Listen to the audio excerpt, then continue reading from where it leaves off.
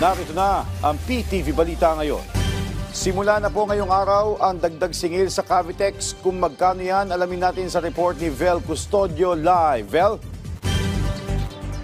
Joshua, epektibo na ngayong araw ang toll increase sa Manila-Cavite Expressway o Cavitex na inaprubahan ng Toll Regulatory Board. Para sa ilang private vehicle driver, mag-a-adjust lang daw sila dahil nakakatipid naman daw sa gasolina dahil less traffic sa Cavitex. Siguro, mag-a-adjust tayo kung halimbawa mataas, sa una lang naman medyo mahirap. Meron nung sa Bacoor, pero mas nakakatipid pag dito medyo mataas ang toll, pero nakakasave ka ng gas. Kasi medyo traffic dito sa loob. Patuloy namang magbabayad ng all toll rates sa mga public utility vehicle at agricultural trucks sa loob ng 70 araw. Pero paghahandaan na rin ito ng PUV driver na si Anthony na araw-araw dumadaan sa Cavitex. Mahihirapan po kami kasi dalawang toll gate namin Isang 73 at isang 75. Talagang pahirap talaga sa mga driver po. Siguro sisipagan na lang namin na magbiyahe para makadagdag doon sa itataas nila. Siguro yung isa na biyahe pa, bali, gagawin na siguro namin, 2 biyahe po.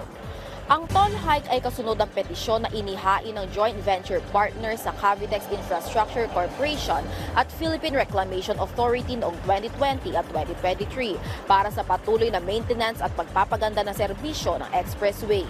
39 pesos na ang singil para sa Class 1 vehicle papuntang Cavitex R1 portion mula Seaside hanggang Zapote. 78 pesos naman para sa Class 2 vehicles at 117 pesos sa Class 3. Dalawang tranche naman ang toll increase sa Cavitex R1 Extension Segment 4 mula Zapote hanggang Kawit na hahatiin sa 2025 at 2026 tranche. 88 pesos na ang magiging singil para sa Class 1 vehicle, 176 pesos sa Class 2 at 264 pesos naman sa Class 3.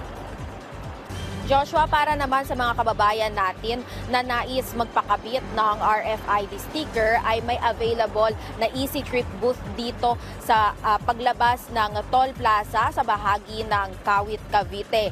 Pero gumagana na ito sa lahat ng expressway sa Luzon. Balik sa iyo, Joshua. Maraming salamat, Vel Custodio. Samantala sa ibang balita, ipinahayag ni Chairman Emeritus Dr. Antonio Goytia ang kanyang matibay na suporta sa mga kasapi ng Armed Forces of the Philippines at Philippine Coast Guard matapos ang mga pahayag na bumabatikos sa kanilang katapatan at layunin sa paglilingkod. Ayon kay Goytia, ang mga ganitong akusasyon ay nakakasira sa pagkakaisa ng bayan sa oras na dapat tayong magkaisa para ipagtanggol ang ating dangal at teritoryo. Una nang sinabi ni Davao City Representative Paulo Duterte na may impluwensya umano ng CIA at Estados Unidos ang mga polisiya at depensa ng Pilipinas. Sinabi ni Goytia na ang ganitong paratang ay pabor lamang sa mga gustong pag-awayin ng mga Pilipino at pahinain ang loob ng bansa. Anya, ang disinformation ay isa sa pinakamapanganib na sandata ng panahon, tahimik ngunit kayang gibain ng tiwala ng mamamayan sa kanilang pamahalaan.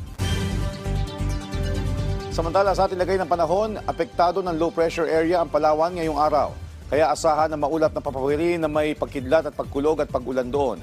Magiging maulap din ang kalangitan na may pagulan sa Negros Island Region, Central Visayas, Eastern Visayas, Dinagat Islands, nalalabing bahagi ng Visayas at Mindanao dahil sa Intertropical Convergence Zone.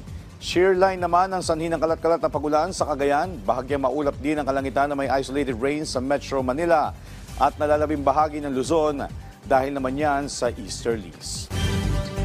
At yan ang mga balita sa oras ito. Para sa iba pang updates, follow at ilike kami sa aming social media platform sa @PTVPH. Ako po si Joshua Garcia para sa Pambansang TV sa Bagong Pilipinas.